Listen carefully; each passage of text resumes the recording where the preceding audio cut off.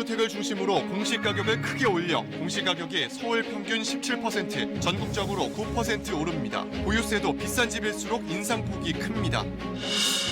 사법농단 의혹의 몸통으로 지목된 양승태 전 대법원장이 결국 구속됐습니다. 사법부 71년 사상 치욕의 날인 오늘 김명수 대법원장은 머리를 숙였습니다. 참으로 참담하고 부끄럽습니다. 어제 이어도 인근 해상에서 벌어진 일본 초계기의 저공 위협 비행과 관련해 군 당국이 당시 상황이 담긴 사진과 자료를 공개했습니다. 도발이 계속되면 우리 초계기의 대응 출격도 검토하고 있는 것으로 전해졌습니다. 손혜원 의원의 남편이 대표로 있는 재단의 공예품이 피감기관의 공모에 선정돼 판매된 것으로 확인됐습니다. 또 손 의원이 국감장에서 남편 재단에 속해 있는 나전칠기 장인을 언급하며 해당 작품을 구매해야 한다고 언급한 것도 논란입니다. KBS가 의뢰해 지난주 찾아왔던 최악의 미세먼지 경로를 역추적한 결과 중국에서 날아온 오염물질이 50~60%로 가장 많았습니다.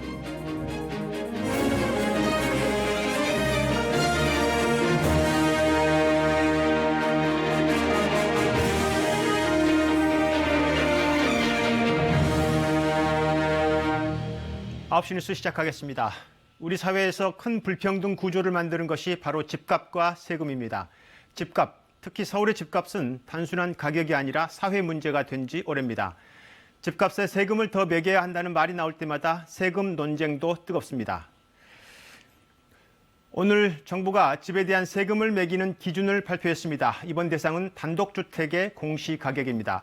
서울 지역 공시가격은 17% 오르고 전국적으로는 9% 오릅니다. 역대 최대 상승폭인데 비싼 집이 특히 많이 오르고 당연히 세금도 오릅니다. 먼저 오대성 기자가 전해드립니다. 표준 단독주택 22만 채 가운데 집값이 가장 비싼 신세계 임형희 회장 집입니다.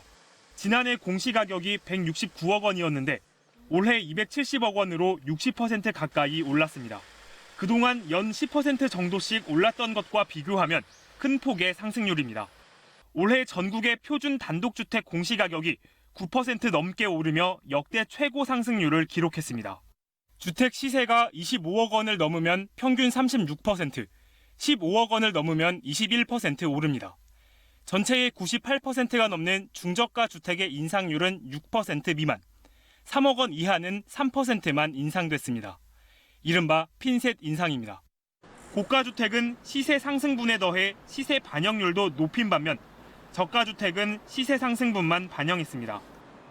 정부가 이렇게 고가주택을 중심으로 공시가격을 올리는 현실화에 시동을 건 건 그동안 고가주택의 공시가격이 실제 집값에 크게 못 미쳐 세금이 불공평하게 매겨졌다는 지적이 제기돼 왔기 때문입니다. 덜 가진 사람이 더 많은 세금을 내고 더 가진 사람이 세금을 덜 내는 조세 부담의 역진성으로 공정한 과세가 이루어지지 못하는 원인이 되었습니다. 지역별로는 고가주택이 많고 시세가 뛴 서울의 상승률이 가장 높았고 그렇지 않은 경남, 충남 등은 상승률이 낮았습니다. 서울 안에서도 고가주택이 많은 용산, 강남, 마포 등은 30% 이상 올랐지만 구로, 강북, 중랑 등은 8%대에 그쳤습니다. 이번 표준 단독주택 공시가격을 바탕으로 한 전국 390만 개별 단독주택의 공시가격은 4월 말 발표됩니다. KBS 뉴스 오대성입니다. 앞서 말씀드린 대로 단독주택의 공시가격은 세금으로 연결됩니다. 15억 원 이상 비싼 집 가진 사람의 보유세가 특히 많이 오를 것 같습니다. 가격대별로 세금이 어떻게 되는지 신선배 기자의 설명 들어보시죠. 시세 2억 원짜리 단독주택 한 채를 가진 사람은 올해 보유세를 9천 원 더 내게 됩니다. 5%인 공시가격 상승률만큼 세금이 늘어난 겁니다. 10억 원 주택은 19만 4천 원 늘어납니다. 공시가격 상승률은 9%가 안 되지만 세부담 상승률은 13%입니다. 주택가격이 비싸질수록 공시가격이 많이 오르고 보유세 부담이 더 많이 늘어나는 구조입니다.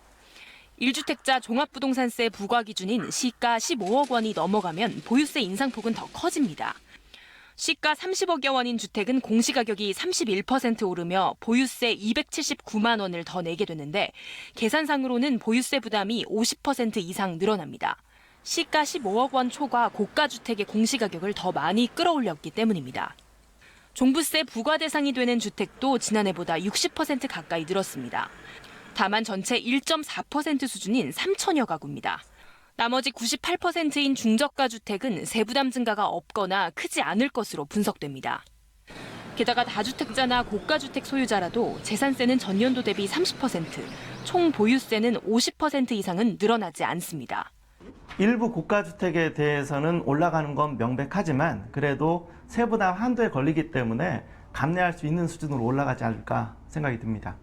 변동된 공시가격은 올해 7월과 9월에 나눠내는 재산세와 12월에 내는 종부세에 적용되며 6월 1일을 기준으로 보유한 집이 과세 대상입니다. KBS 뉴스 신선민입니다. 이렇게 부동산 공시가격이 오르면 세금뿐만이 아니라 건강보험료나 기초연금에도 영향을 주게 됩니다.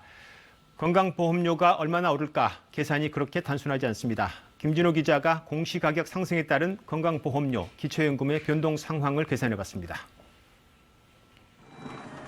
직장가입자와 달리 지역가입자에게는 소득뿐 아니라 집과 자동차 등도 계산해 건강보험료를 매깁니다. 시세 6억 5,500만 원 집에 살고 2,200cc 승용차를 가진 경우 이번에 주택 공시가격이 3억 9,100만 원으로 3.4% 올랐습니다. 월 19만 원을 내던 건보료는 5천 원, 2.6% 오릅니다. 주택 공시가격이 올랐다고 건보료가 무조건 오르는 건 아닙니다. 지역가입자의 재산 등급은 60개로 나뉘는데 공시가격이 올라도 같은 등급이 유지되면 보험료는 그대로입니다. 정부는 이번 공시가격 인상에 따른 건보료 변동이 크지 않을 걸로 예측했습니다.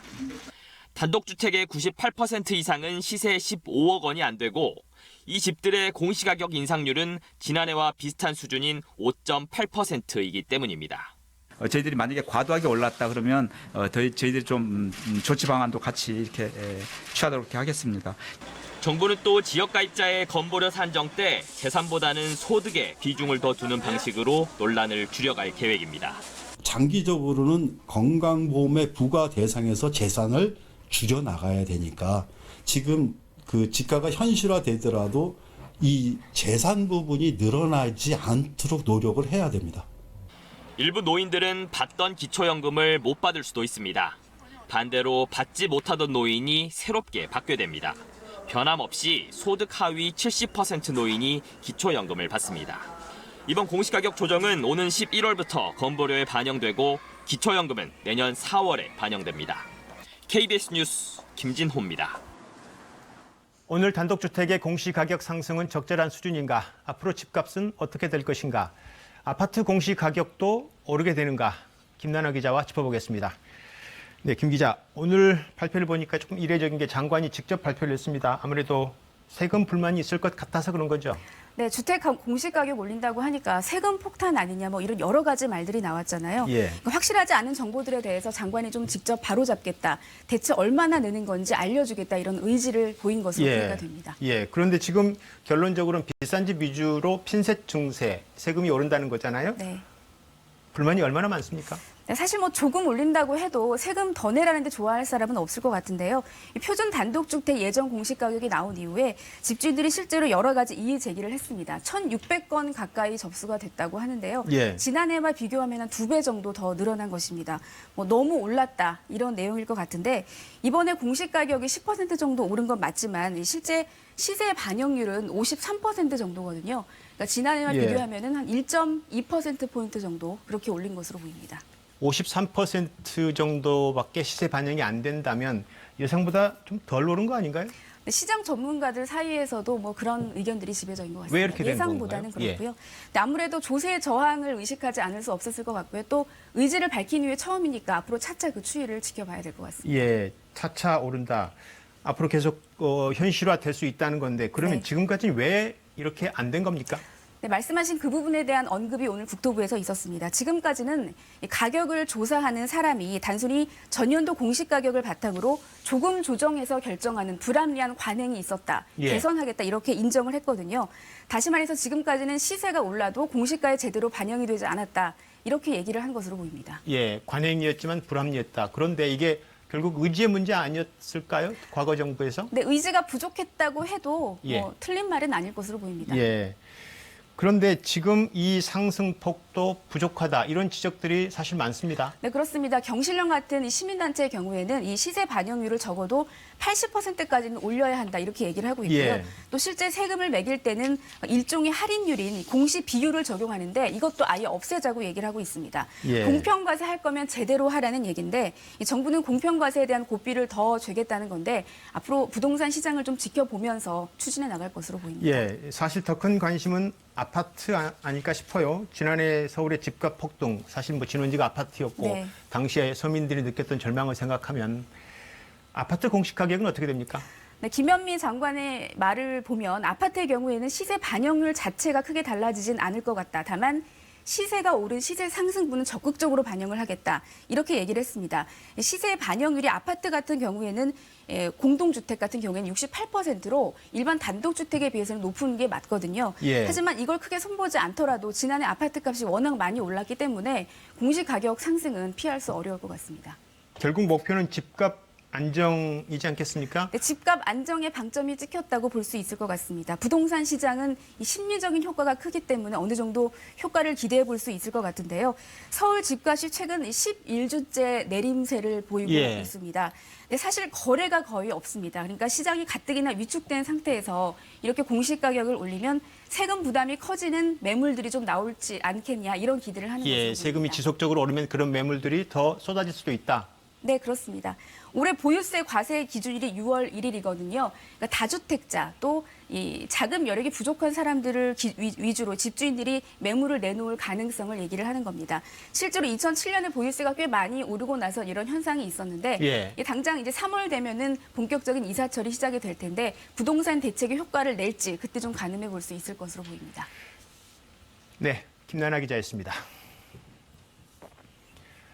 사법농단 의혹으로 양승태 전 대법원장이 오늘 새벽 구속됐습니다.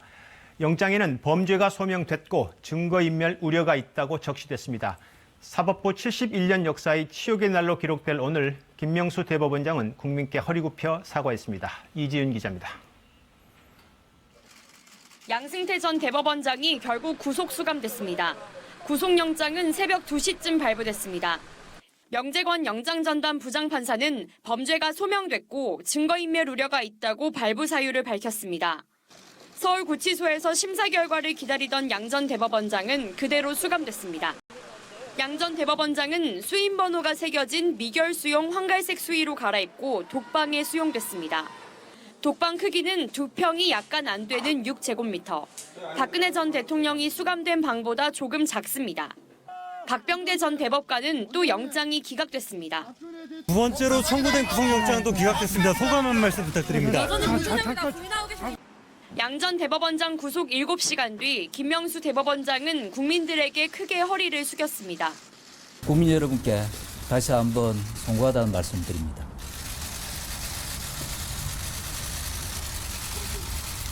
참으로 참담하고 부끄럽습니다. 법원 내부에선 사필 규정이라는 말이 나오면서도 하루 종일 침통한 분위기였습니다. 영장이 줄줄이 기각되면서 주춤했던 검찰 수사도 큰 산을 넘었습니다. 검찰은 양 전 대법원장을 상대로 앞으로 20일 동안 보강 조사를 벌여 재판에 넘길 계획입니다. 박병대 전 대법관 등에 대해선 불구속 기소를 검토하고 있습니다. 의혹의 몸통인 양 전 대법원장이 구속되면서 법관들에 대한 기소폭은 상당히 줄어들 것이라는 관측입니다. KBS 뉴스 이지윤입니다. 예, 보신 대로 박병대 전 대법관의 영장은 기각됐습니다. 양 전 대법원장의 영장만 이렇게 발부된 것은 혐의를 전면 부인하고 후배 법관들에게 떠넘기려던 양 전 대법원장의 태도가 자충수가 됐다는 분석이 나오고 있습니다. 계속해서 한우리 기자입니다.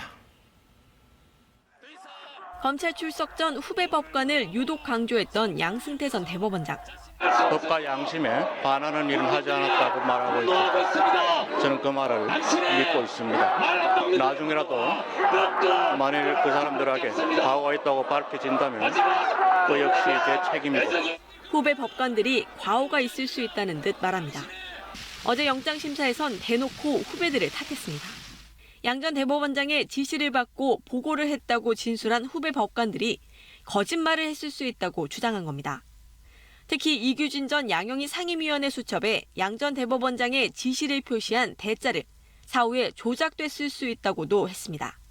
이른바 스모킹건으로 불리던 이규진 수첩의 증거 능력을 떨어뜨리려는 전략으로 풀이됩니다.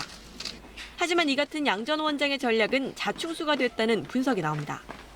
판사 여러 명의 같은 진술을 양 전 대법원장 혼자 후배들의 거짓말이라고 주장해 구속 사유가 됐다는 겁니다. 전현직 판사들은 증거가 확보된 상황에서 양 전 대법원장이 혐의를 극구 부인해 오히려 증거인멸의 우려를 높였다고 분석했습니다. 전직 대법원장이란 지위를 이용해 후배 법관들을 회유할 수 있다는 겁니다. 국민들에게 후배 법관들을 믿어달라고 했던 양 전 대법원장의 믿음과 달리 후배 법관은 구치소행을 결정했습니다. KBS 뉴스 한윤입니다. 일제 강제징용 피해자들의 손해배상 소송 그리고 KTX 해고 승무원 무효 소송은 양승태 사법부 시절 사법농단으로 대표적으로 왜곡된 재판들입니다. 피해자들은 양 전 대법원장의 구속으로 달라진 건 없다면서 정의가 바로 세워져야 한다고 말했습니다. 김민정 기자입니다. 양승태 전 대법원장의 영장실질심사 전날, 이춘식 할아버지와 김정주 할머니는 여전히 화가 나 있었습니다. 구속이 돼야 돼. 우리는 구속이 돼야 돼. 우리 마음은. 지가 무엇이라고 해 구속이 안 돼. 내일 구속돼야 그 사람은 구속되면은 벌을 많이 받아야 돼. 양 전 대법원장의 구속. 응어리가 풀릴지 모르지만 할아버지 할머니에겐 아직도 갈 길이 멉니다. 한 사람에게 1억을 지불하라고 판결문도 받고 왔는데 이직은 못 받고. 보상을 받을지 안 받을지 그것이 걱정이야. 안 주면 끝까지 소송해야 돼.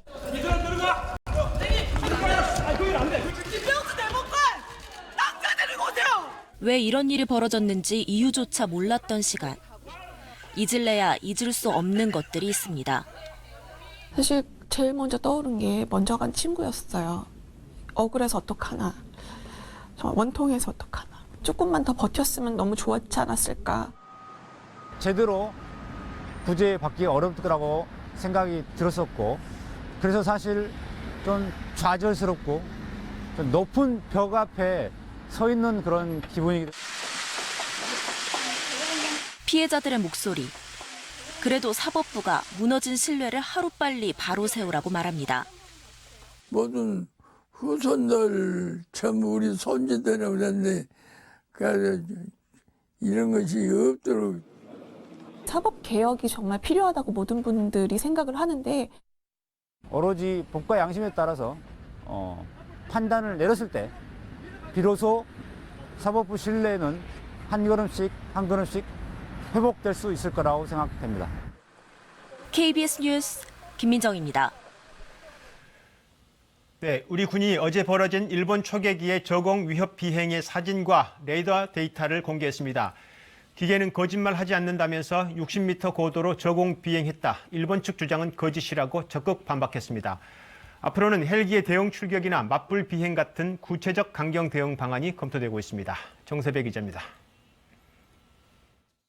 어제 오후 2시 1분, 이어도 인근에 있던 대조영함 열영상 카메라에 일본 해상자위대 초계기가 포착됩니다. 당시 거리는 약 7.5km. 하지만 약 2분 뒤에는 540m 거리까지 근접해 열영상 카메라의 화면을 가득 채웁니다. 캠코더에 찍힌 영상으로도 일장기가 선명하게 보일 만큼 가까운 거리입니다. 군은 당시 대조영함의 레이더 화면 사진도 공개했습니다. 일본 초계기가 거리 540m, 고도 60m로 비행한 사실이 레이더 데이터로도 증명됩니다. 군 관계자는 기계는 거짓말을 하지 않는다라며 고도 150m를 유지했다는 일본의 주장은 거짓이라고 설명했습니다. 군 당국은 여야 정치권에도 이런 내용을 보고했습니다. 이 자리에서는 일본의 도발을 막기 위해 경고통신을 강화하는 방안 등 다양한 대책이 논의됐다고 참석자들은 전했습니다. 미리 먼 데서부터 이제 정보통신에 대한 것들에 대한 걸 좀 더 강도를 높여서 한다든가 이런 방안 등등을 검토해 볼 수 있다 이런 얘기죠. 군은 특히 초계기 위협 비행이 다시 일어날 경우 함정에 탑재된 헬기를 이륙시켜 초계 비행을 차단하는 방안까지 검토 중이라고 밝혔습니다. 일본이 도발을 계속할 경우엔 우리 초계기의 대응 출격이나 일본과 같은 방식의 비행도 거론되고 있는 것으로 전해졌습니다. 또 일본이 이번 사안을 치밀하게 계획해 이슈화하려는 의도가 다분히 있다고 보고 대응책을 강구 중인 것으로 알려졌습니다. KBS 뉴스 정세배입니다. 청와대가 오늘 조혜주 중앙선관위 위원을 공식 임명했습니다. 현 정부 출범 이후 장관급 인사 가운데 청문회를 거치지 않고 임명된 첫 사례입니다. 야당은 조혜주 위원의 과거 선거 캠프 특보 경력을 문제 삼아 반대해왔는데 오늘 임명에 반발해서 국회 일정 전면 거부를 선언했습니다. 최강웅 기자입니다. 조혜주 중앙선관위원이 내정 발표 43일 만에 문재인 대통령으로부터 임명장을 받았습니다. 현 정부 들어 장관급 인사 중 청문회를 거치지 않은 채 임명된 첫 사례입니다.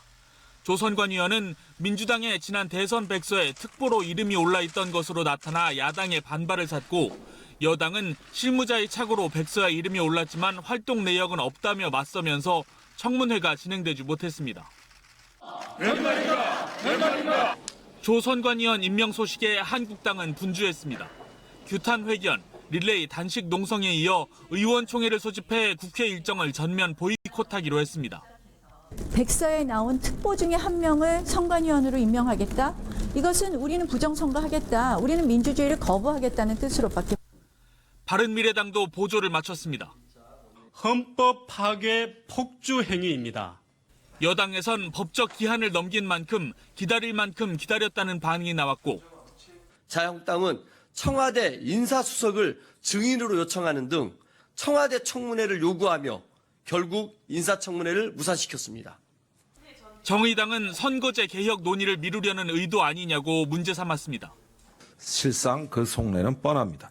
선거제도 개혁을 걷어차고 선거제 개혁 등 각종 현안 논의에 차질이 불가피해진 가운데 한국당과 바른미래당은 내일 조 의원과 민주당 사무총장 등 4명을 공무집행 방해 등의 혐의로 검찰에 고발하겠다고 밝혔습니다. KBS 뉴스 최강호입니다. 최근 지방의원들의 해외 연수를 두고 외유성이라는 등 많은 논란이 일고 있죠. 그럴만합니다. 서울 지역 구의회 의원들의 국외 연수 보고서를 분석해보니 곳곳이 짜깁기의 표절이었습니다. 게다가 유달리 뉴질랜드의 특정 지역 또 특정 의원을 자주 찾아갔다는 점이 눈에 띄는데 한국의 지방자치와 어떤 연관이 있기에 이토록 자주 등장하는 걸까요? 조지연 기자의 보도입니다. 서울 강서구 의회 의원 11명은 지난해 10월 뉴질랜드로 연수를 다녀왔습니다. 그 뒤 작성한 보고서입니다. 현지 시의원을 면담했다는 부분, 묻고 답한 내용까지 오래전 신문 기사를 그대로 가져왔습니다. 워낙 공간이 넓었어요. 답변을 하시는데 그게 저한테 좀 기록되기가 쉽지 않더라고요. 의원들이 만난 로토루아시의 마크 굴드 시의원은 2017년 강릉시의회와 이천시의회 보고서에도 등장합니다. 확인해봤습니다. How many Korean councillors do you think you encounter every year? 24 to 30. 한국의 지방 의원들이 이렇게 많이 찾아갈 이유가 있을까? When they say you're looking after health issues, which we're not involved with health issues, like the unemployment benefit and the sickness benefit and the superannuation. So we've got no control over that. 로토루아는 오클랜드에서 200km 떨어진 온천 관광지입니다. 독일과 체코를 다녀온 중구 의회, 보고서는 일본과 미국 사례를 든 기사를 그대로 붙여놨습니다. 독일로 이름만 바꿨습니다. 체코 교육 시스템에 대한 총평은 사실 독일 교육 시스템에 대한 교육부 블로그 글 그대로입니다. 독일하고 되게 유사하고 거기서 설명을 좀 한 거기 때문에 그거를 그대로 쓴 겁니다. KBS가 투명사회를 위한 정보공개센터와 함께 지난해 서울구의회 연수 보고서를 검사 프로그램으로 분석한 결과 표절 없는 보고서는 영등포구 의회 한 곳뿐이었습니다. KBS 뉴스 조지연입니다. 의원들의 해외 연수 보고서가 이렇게 허술할 수밖에 없는 이유가 있습니다. 여행사 관광 코스와 꼭 닮은 일정, 게다가 연수 사전 심사도 의원들 스스로가 하는 곳이 대부분입니다. 이어서 홍수진 기자가 취재했습니다. 노원구 의회가 복지와 도시재생 분야를 목적으로 다녀온 터키 연수 일정입니다. 복지시설 방문 같은 공식 일정은 셋뿐이었습니다. 열흘 일정의 대부분은 블루 모스크 등 유명 관광지 방문입니다. 교직 계획이다 그러면 어떤 기관을 또 방문해서 뭘 배워야 되겠다. 복지 분야는 어떤 그 기관을 하고 또 면밀히 검토해서 하는 거죠 뭐. 유럽 3개국을 다녀온 성북구 의회. 계획서를 보면 바티칸에서 박물관을 통한 지역 개발을 배우고 파리의 도시개발 계획을 체험하겠다더니 문화탐방, 즉 관광으로 바뀌었습니다. 주중에도 날짜가 따져서 어쩔 수 없이 그렇게 했어요. 일정상 어쩔 수 없으셨나요? 너무 타이트하더라고요. 사전 심사 제도는 있으나 마납니다. 지난해 해외 출장을 다녀온 서울 지역 19개 구의회 중 16곳이 의원들 스스로 심사를 했습니다. 성북구 의회 한 의원은 사전 심사에서 저도 내년이면 가야 할 형편이라며 일정이 적정하다고 말했습니다. 내년이 가고 안 가고를 떠나서 구의원이 뭐 거기에 심의를 한다는 것은 모양새가 그렇지 않지 않느냐. 짧게는 10여 분 만에 끝나는 심사에서 연수의 목적이나 일정을 제대로 검토할 리 없습니다. 감시가 전혀 되지 않고 있다는 게 가장 문제라고 생각했고요. 국무국의 여행심사위원회가 있음에도 불구하고 실질적으로 제 기능을 못하는 상황인 거죠. 서울 25개구 모두 연수 보고서는 그나마 공개하는데 계획서나 심사회의록은 각각 16곳, 11곳이 공개조차 하지 않습니다. KBS 뉴스 홍수진입니다. 한국은행이 올해 경제 성장률 전망치를 지난해 10월보다 0.1%포인트 낮춘 2.6%로 제시했습니다. 한은은 세계 경제 성장세 약화로 전망치를 다소 낮췄지만 올해 정부의 재정 정책이 확장적인 데다 소비와 수출을 중심으로 꾸준한 성장세를 이어갈 것으로 예상된다고 밝혔습니다. 기준금리는 연 1.75%를 유지하기로 했습니다. 이곳은 손혜원 의원의 남편이 대표로 있는 크로스포인트 문화재단입니다. 이 재단은 나전칠기 박물관을 운영하고 하이엔드 코리아라는 매장을 통해 공예품 판매도 하고 있습니다. 손 의원은 2014년 재단 설립에 참여하고 박물관장으로 있다가 국회의원이 된 2016년에는 그만뒀습니다. 서류상으로는 관계없다지만 여전히 남편이 대표로 있는 재단의 공예품을 국회 피감기관이 팔았다면 문제가 없는 걸까요? 유동엽 기자의 보도입니다. 한국문화재재단이 운영하는 전통 공예품 판매장. 외부 업체의 공예품을 위탁 판매하는데 이 중엔 손희연과 관련된 하이엔드 코리아의 공예품들이 있습니다. 2016년과 2018년 두 차례 공모에서 선정돼 2,700여만 원어치가 판매됐습니다. 3년간 총 250점이 이제 팔린 거고요. 다른 수탁 상품 전체 총액중에서 한 0.4% 정도. 그런데 문제는 한국문화재재단이 문화재청 산하기관으로 손혜연 의원이 소속된 국회 문화체육관광위원회의 감사를 받는다는 겁니다. 국회의원과 관련된 업체의 상품을 피감기관이 위탁 판매해준 셈입니다. 손 의원은 또 국감에서 국립중앙박물관에 근현대 작품을 사라며 한 나전칠기 장인을 언급했습니다. 이 사람의 이 작품을요, 빅토리안 알버트 뮤지엄에 샀어요. 그런데 국박이나 우리나라의 국립박물관 아무도 거들떠보지 않아요. 이러니 지금 작가들이 살 수 있겠습니까? 그런데 이 인물은 크로스포인트 문화재단의 등기 이사입니다. 남편 재단을 통해 작품 전시와 판매를 하는 작가를 국정감사장에서 언급하며 작품 구매가 필요하다고 말한 겁니다.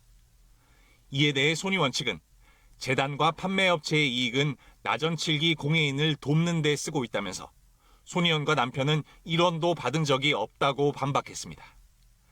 하지만 국회의원의 지위와 권한을 본인과 관련된 재단과 업체를 위해 쓴 것이 아니냐는 의혹은 끊이지 않고 있습니다. KBS 뉴스 유동엽입니다. 지난주 16년 만에 최악의 미세먼지가 한반도를 덮쳤었죠. KBS가 전문가에게 의뢰해 원인 분석을 해봤더니 절반 이상이 중국에서 온 오염물질이었습니다. 신방실 기상전문기자가 단독 보도합니다. 한 치 앞도 안 보이는 회색빛 도시. 불안한 시민들은 마스크로 단단히 중무장했습니다. 고농도 스모그는 닷새나 이어졌습니다. 초미세먼지 농도는 매우 나쁨 단계를 뛰어넘어 서울의 경우 16년 만에 최고치를 기록했습니다. 서울대 대기화학 실험실에 의뢰해 당시 초미세먼지 성분을 분석해봤습니다. 대부분은 노란색으로 보이는 질산염 성분, 기온이 낮은 겨울철 자동차 배기가스에서 주로 만들어집니다. 유입 경로를 역추적해봤더니 중국에서 날아온 오염물질이 50에서 60%로 가장 많았습니다.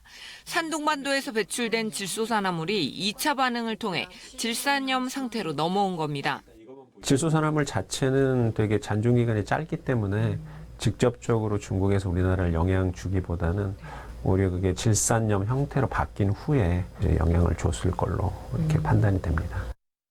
평소보다 짙은 먼지가 축적된 것은 엘니뇨의 영향으로 보입니다.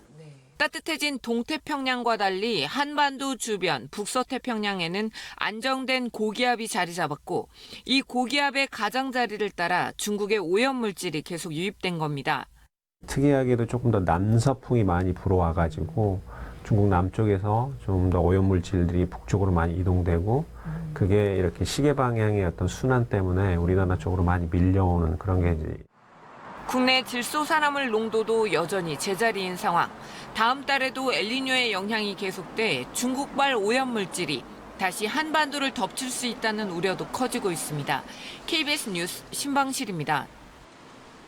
이렇게 미세먼지가 심할 때는 중국 영향이 큰 경우가 많지만 반대로 국내에서 더 발생되는 순간도 적지 않습니다. 서로 다른 해석에 혼란이 생길 수 있는데요. 이 미세먼지의 원인이 왜 달라지고 어떻게 해석해야 할지 이정훈 기상전문기자가 전해드립니다. 서울의 초미세먼지 농도가 평소 3배였던 지난해 11월 6일 80%에 이르는 국내 오염원이 주된 원인으로 추정됐습니다. 대기가 정체되면서 국내 오염물질이 쌓인 겁니다. 같은 달 27일엔 반대로 중국 영향이 최대 74%로 분석됐습니다. 겨울철 잦은 북서풍을 타고 중국발 오염물질이 밀려든 겁니다. 미세먼지의 원인은 이렇듯 기상 조건에 따라 그때그때 달라집니다. 이런 것들은 계절 변화도 있고 그다음에 어떤 기상 요인, 온도라든가 습도라든가 어떤 일사량에 의해서 상당히 많이 좌우가 됩니다.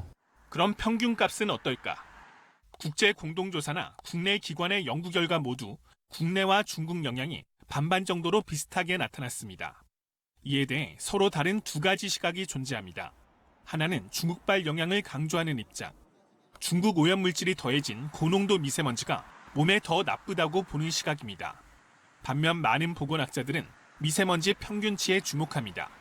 인체에 질병을 유발하는 건 장시간 들이마시는 먼지라는 겁니다.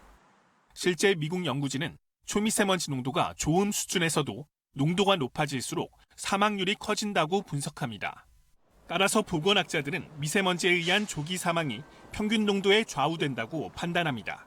미세먼지 농도가 높은 위험 주의 이런 날을 더 심각하게 생각을 하시는데요. 평균적으로 높은 지역이나 국가나 이런 부분들이 건강에 훨씬 더 위험하게 나타납니다. 미세먼지 평균 농도를 줄이기 위해선 중국과의 협력과 함께 국내 오염 원인을 줄이는 방안이 필수적이라고 전문가들은 지적합니다. KBS 뉴스 이정훈입니다. 이렇게 갈수록 심각해지는 미세먼지 문제에 대응하기 위해 한국과 중국이 이틀간 서울에서 한중 환경협력회의를 열고 미세먼지 조기경보 체계 공동 구축에 합의했습니다. 두 나라는 또 한국에 큰 영향을 미치는 중국 화북 지역 대기오염 물질의 이동과 변환 과정을 추적하는 한중 청천 프로젝트를 확대하기로 했습니다. 뉴스 주민 시간입니다. 정유섭 기자 나와 있습니다. 예, 정 기자. 뭘로 시작하나요? 네, 이번에도 뒤 화면 보실까요? 1930년대 독일 국민들은 기성정치인들에게 신문이 났다. 누군가 젊은이가 곳곳에서 나타나 신선한 내용으로 연설하기 시작했다. 예. 누군가 한 발언인데요. 저 말만 보면 과거 독일의 한 위인에 대한 얘기인 것 같죠? 근데 예. 저 빈칸의 주인공 누굴까요? 글쎄요. 쉽게 맞추기 어렵지는 않죠. 바로 히틀러입니다. 그러니까 이 히틀러라는 이 발언을 한 사람은 그 문제 인물 지만원 씨고요. 예. 어제 김진태 의원이 한국당 당대표 선거에 나가서겠다 이런 행사를 열었었잖아요. 이 예. 자리에서 지만원 씨가 김 의원을 두고 한 말인데 일단 직접 들어보고 얘기를 이어가도록 하겠습니다. 예. 히틀러라고 하는 젊은이가 곳곳에서 신선한 내용으로 연설하기 시작했습니다. 인터넷이 없던 그 시절에도 그는 불과 22개월 만에 총통으로 등극하였습니다. 좀 황당한 얘기죠. 예. 어쨌든 김 의원한테 지만원 씨가 잘 될 수 있다, 히틀러처럼 잘 될 수 있다, 뭐 이런 말을 한 것 같은데요. 저 말에 김진태 의원의 반응은 뭡니까? 그러니까 그 김진태 의원이 지만원 씨가 발언을 할 때 그 연단 밑에 바로 앉아 있었거든요. 예. 그래서 저희가 김진태 의원에 전화를 해봤습니다. 저 발언을 어떻게 생각하느냐 그랬더니 그 당시에 정신이 없어서 기억이 안 난다. 예. 그러면 그 내용을 확인해 봐야 될 것 아니냐 했더니 뭐 굳이 확인할 필요가 있겠느냐. 오히려 지만원 씨에게 알아봐라. 이렇게 대수롭지 않게 얘기를 하더라고요. 별거 아니다 이렇게 반응이 되는 거죠. 그래서 저희가 또 지만원 씨에게 또 연락을 해봤죠. 예. 그랬더니 그 히틀러하고 김진태 의원을 실제로 동일시한 것이냐 그랬더니 그 히틀러가 젊은 나이에 대중의 인기를 얻어서 정상에 오른 것처럼 김진태 의원도 그렇게 당대표도 되고 대통령도 될 수 있다. 이런 말을 한 거지. 히틀러처럼 독재자가 되라. 이런 말을 한 것은 아니었다. 왜 이해를 못하느냐. 이렇게 또 반문을 하더라고요. 이해가 잘 안 됩니다. 예. 네, 뭐 하필 왜 이런 말, 그 좋은 말을 할 때라도 히틀러를 사례로 들었는지도 궁금하고요. 그런데 어쨌든 이런 발언들이 어제 오세훈 전 시장 같은 경우에 핵개발 추진 발언도 있었지 않습니까? 네. 그러니까 한국당의 당권 경쟁이 계속 이어지면서 이런 말도 나오고 저런 말도 나오고 이런 상황이긴 한데 그런 연장선상에서 또 하나 발언을 좀 준비를 해봤습니다. 예. 뒤에 화면 보시겠습니다. H2O는 안 돼 이런 말입니다. H2O. 네. 물. 그러니까 물을 나타내는 그 분화학식을 말하는 예. 건데 그 오늘 좀 알았는데 보니까 그 H2O를 말하는 건 황교안 전 총리 그리고 홍준표 전 대표 오세훈 전 시장이 그걸 가리키는 말이더라고요. 예. 지금 정확하게 지금 그 표현은 안 되고 있는데요. 이 H2O를 황교안, 홍준표, 오세훈이라고 말하면서 이 여기에 대해서 안 된다라고 말을 한 거는 김병준 자유한국당 비상대책위원장이었습니다. 그러니까 H2가 H가 네. 홍의 H2라는 거죠? 오는 오세훈 시장을 오는 말하는 오세훈. 거죠. 예. 그래서 김병준 비상대책위원장이 오늘 이 사람들에 대해서 출마하면 안 된다라고 얘기를 했는데 그 말을 직접 들어보도록 하겠습니다. 사실상 우리 당의 많은 분들의 고민이 지금 황 전 총리께서 출마를 연대를 홍보를 하시면서 시작이 되고 있다고 생각합니다. 예, 그러니까 당대표 선거에 나오지 말라 그런 말인 그렇습니다. 거잖아요. 네, 예. 황 전 대표가 나오면은 당이 그 탄핵 프레임에 갇힐 수 있다 이런 이유였고요. 도로 침박당 이런 프레임 말하는 그렇습니다. 거죠. 그리고 오 전 시장이나 홍준표 전 대표 같은 경우는 문제점을 알고 있지 않느냐라면서 이 세 사람의 불출마를 요구한 것으로 해석이 되고요. 예. 그러니까 지금 화면에 보시면은 오늘 김병준 위원장이 직접 들고 온 메모입니다. 출마하지 않았으면이라 한다라고 정확히 쓰고 있죠. 예. 미리 작심하고 발언을 한 거라고 해석이 되고요. 출마하지 말라고 당한 사람들의 반응은 뭡니까 그럼? 그러니까 그 일단은 황교안 전 총리 같은 경우에는 나의 길을 가겠다라는 이런 말로 좀 대신했고요. 예. 또 오세훈 전 시장 같은 경우에도 동의하기 어렵다 이렇게 표현을 했고 네. 홍 전 대표는 아직까지 별다른 반응을 내놓지 않고 있습니다. 그런데 그 김우성 의원 같은 경우에도 오늘 황 전 총리는 나오면 안 된다 이렇게 불출마를 해야 된다라고 얘기를 했고 정우택 의원 같은 경우에도 요즘 말이죠. 요즘 말로 낄끼 빠빠라고 하는데 낄 때 끼고 빠질 때 빠져라 이런 말로 견제에 나서기도 했습니다. 예, 당권 경쟁이 치열하다 보니까 여러 가지 현상이 나오는군요. 그렇습니다. 예, 정윤섭 기자였습니다.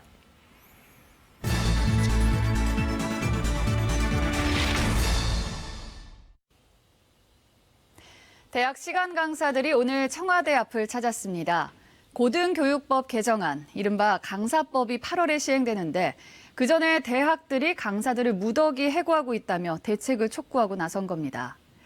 강사법은 강사에게 교원 지위를 주고 임용 기간을 1년 이상, 재임용 절차를 3년까지 보장하는 내용입니다. 방학 중에도 임금을 주도록 명시했습니다. 대학들은 이 법을 지키려면 감당하기 어려울 만큼 재정 부담이 커진다면서 강사 고용을 줄이는 중입니다. 그런데 그 과정에 해고를 넘어 이런저런 꼼수까지 동원한다는데요. 서병립 기자가 그 실태를 취재했습니다. 예술사를 강의해온 시간 강사 조희안 씨는 난데없이 겸임 교수로 계약하자는 요구를 대학에서 받았습니다. 겸임 교수는 다른 직업을 가진 채 강의하는 직입니다. 시간 강사로 계약을 하면 강의를 줄 수 없다라고 하는 말은 일단 받아들이기 되게 힘든 말이고 좀 황당하죠. 초빙대우 교수라는 낯선 이름을 만들어 재계약을 요구한 대학도 있습니다. 한마디로 얘기해서 강사법에 저촉되지 않는 그런 어떤 타이틀을 만들어냈다고 저는 생각해요. 대놓고 강좌를 없애기도 합니다. 한 대학은 외국인 유학생을 위한 교양 강좌를 모두 없앴습니다. 비용과 교양 중에 비용을 택했다면 그것이 과연 교육기관일지 심각한 의문을 제기하지 않을 수 없는. 수백 명씩 듣는 대형 강의나 인터넷 강의를 늘려 강사 수를 줄이는 방법도 동원합니다. 그 강사가 맡고 있던 수업들도 폐강될 가능성도 있고 또 수업 전체의 총 강좌 수가 줄 수도 있고 혹은 수업의 다양성이 훼손되지 않을까 그런 지점을 염려하고 있습니다. 시간 강사의 처우 개선을 위한 법 취지와 달리 현장에서는 도리어 강사들이 내쫓기는 상황입니다. 강사의 강의 담당 시수와 같은 강사 고용 안정 지표와 교육 환경 개선 지표를 대학 혁신 지원 사업이나 대학 재정 지원 사업과 반드시 연계해야 된다고 봅니다. 교육부는 관련 법 제도를 정비하고 관련 예산을 늘려 대학의 재정 부담을 줄이겠다고 밝혔습니다. KBS 뉴스 서병립입니다. 겨울철 민가로 내려오는 야생동물들이 적지 않은데요. 주민들의 각별한 주의가 필요합니다. 경북 예천군의 한 야산에선 한 60대 남성이 먹이를 찾아 내려온 멧돼지에게 물려 숨지는 일이 벌어졌습니다. 우한솔 기자가 취재했습니다. 경북 예천군의 한 야산. 나무를 하러 갔던 마을 주민 65살 노모 씨가 이곳에서 숨진 채 발견됐습니다. 온몸에 피를 흘리는 등 발견 당시 노 씨의 외상은 매우 심각한 상태였습니다. 덩어리부터 머리, 가슴, 이런 데 상처가 없는 데가 없어요. 현장에서 막 공격을 많이 받을 것 같아요, 보면. 노 씨를 찾아 나섰던 주민도 멧돼지의 공격을 받았습니다. 엄청 커요. 150kg 이상 나가겠더라고. 서로 항밀어서 미니까 그래도 이놈 또 밀더라고. 그래가 내하고 하여튼 서너 차례 들고 받고. 이곳에서 발견된 멧돼지는 차량을 수차례 들이받은 뒤 이쪽 야산길을 향해 달아났습니다. 겨울철에는 멧돼지가 먹이를 구하기 위해 마을 근처까지 내려오는 경우가 많습니다. 멧돼지와 마주쳤을 때는 절대 뛰거나 소리치지 말고 눈을 바라본 채 뒷걸음질 치며 자리를 피해야 합니다. 가까운 주위나 나무, 바위 등의 은폐물로 신속히 피신하시는 게 가장 안전한 대처 방법입니다. 전문가들은 멧돼지가 주로 활동하는 야간에는 산행을 삼가고 필요하다면 여러 사람들이 함께 다녀야 한다고 조언합니다. KBS 뉴스 우한솔입니다. 우리나라가 7년 만에 세계 선박 수주 1위를 되찾았습니다. 영국의 선박 해운 분석기관 클락슨 리서치가 지난해 국가별 선박 수주 실적을 집계한 결과 한국이 1263만 CGT를 수주해 국가별 순위 1위를 기록했습니다. 특히 고부가 LNG선 70척 가운데 66척을 수주하며 압도적인 우위를 보였습니다. 국가보훈처가 전두환 씨를 국립묘지에 안장할 수 없다고 밝혔습니다. 보훈처는 전두환 씨의 국립묘지 안장과 관련한 민주평화당 천정배의원의 서면 질의에 국가유공자법 79조 1항의 어느 하나에 해당하는 형을 선고받고 형이 확정된 사람은 사면 복권을 받아도 국립묘지에 안장될 수 없다고 답했습니다. 오늘 오후 3시 15분쯤 서울 강서구의 한 아파트에서 47살 A씨와 43살 부인, 18살 딸과 10살 아들 등 일가족 4명이 숨진 채 발견됐습니다. A씨 가족은 숨진 부부 사이에 평소 금전 문제 등으로 가정 불화가 있었던 것으로 안다라고 전했습니다. 미국의 한 로펌이 해외 연수 중